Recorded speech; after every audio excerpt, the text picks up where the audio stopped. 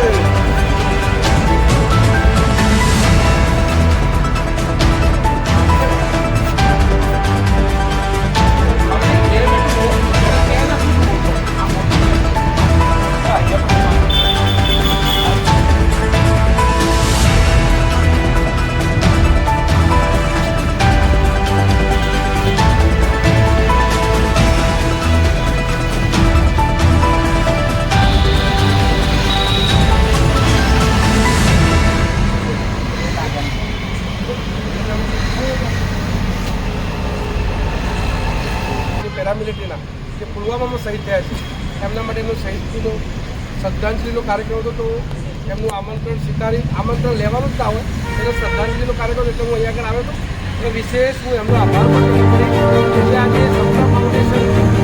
જે દેશના જે ખાલી લેડીઝ માટે નથી, બહેનો માટે નથી, પણ એવા પતિ જે હોય છે જેમની સાથે ભેદભાવ રીતે કે એમની રીતે માનસિક ત્રાસ આપવામાં આવતા હોય છે, સ્ત્રી તરફથી પણ આપવામાં આવતું છે। એટલે કાયદાની રીતે જે પતિ પીડિત છે, જે પતિના પરિવારના જઈને બહેન હોય, પિતા હોય, એમની મધર હોય, જે પીડિત હોય છે એમના માટે જે આ કામ કરે છે, અને સાથે સાથે આજે જ્યારે દેશના રાષ્ટ્રના જે પુલવામાના શહીદ જવાનો જોવાની એમને જે શ્રદ્ધાંજલિ અર્પણ કરવાનો કાર્યક્રમ એમને કર્યો છે, એમના જજ્બાના, એમના વિચારને હું એક સૈનિક તરીકે સલામ કરું છું કે પેરામિલિટરી જવાનો જે છે એ પણ દેશ માટે સલામ જે પોતાનું યોગદાન આપતા હોય છે, છતાં પણ દક્ષેશભાઈએ જાણ્યું કે આ પેરામિલિટરી જવાનો રાજ્ય હોય કે દેશ હોય તેમની સાથે ભેદભાવની નીતિ અપનાવી છે। ભારત દેશના મિલિટરીના જવાનો સાથે તો સવલતો હોય છે, એનાથી વિપરીત કે પેરામિલિટરીના જવાનો સાથે એના શહીદીનો દરજ્જો પણ આપણા માનનીય યશસ્વી પ્રધાનમંત્રી, તમે ક્યારેક તમારા કોઈ વિડીયોમાં જોજો, માનનીય યશસ્વી પ્રધાનમંત્રી બોલ્યા છે કે દેશના આપણા જવાન શહીદ થઈ ગયા, પણ આજે 5 વર્ષ જ્યારે પ્રધાનમંત્રીશ્રીના કાર્યકાળ પણ પૂર્ણ થવાના તૈયારીમાં છે, છતાં પણ હજુ એમને 370 કલમ દૂર કરાવવાનો છે, રામ મંદિરનો મુદ્દો સોલ્વ કરવાનો છે, ટ્રિપલ તલાકનો મુદ્દો સોલ્વ કરવાનો છે, પરંતુ જે દેશના આપણા જે દેશના નાગરિકો શાંતિ સલામતી જીવે છે એ સરહદના જવાનો, આંતરિક સુરક્ષા ખુદ પ્રધાનમંત્રીશ્રીની સુરક્ષામાં છે, SPG અને કમાન્ડો પેરામિલિટરી એ જવાનોનો જે શ્રદ્ધાંજલિ ખરેખર એમને ખરેખર અર્પણ કરવી હોય અને સરકારે ખરેખર આ જવાનોને શ્રદ્ધાંજલિ અર્પણ કરવી હોય તો મારું એવું મંતવ્ય છે કે એમનો આ દેશના જે પાકિસ્તાનના આપણા જવાનો નથી જે રાષ્ટ્રીય જવાનો છે એમના સમાન કાર્યક્રમ માટે એમને પેરામિલિટરીના જવાનોની આ પૂરેપૂરી માહિતી લીધા પછી એમને પર્ટિક્યુલર જ્યારે પેરામિલિટરીના જવાનો માટે સન્માનનો કાર્યક્રમ કર્યો તો હું ફરીથી એમનો તમામ પેરામિલિટરી જવાનો દેશના જવાનો તરફથી અને શહીદ પરિવાર તરફથી એમને સેલ્યુટ કરું છું, વંદન કરું છું, નમન કરું છું.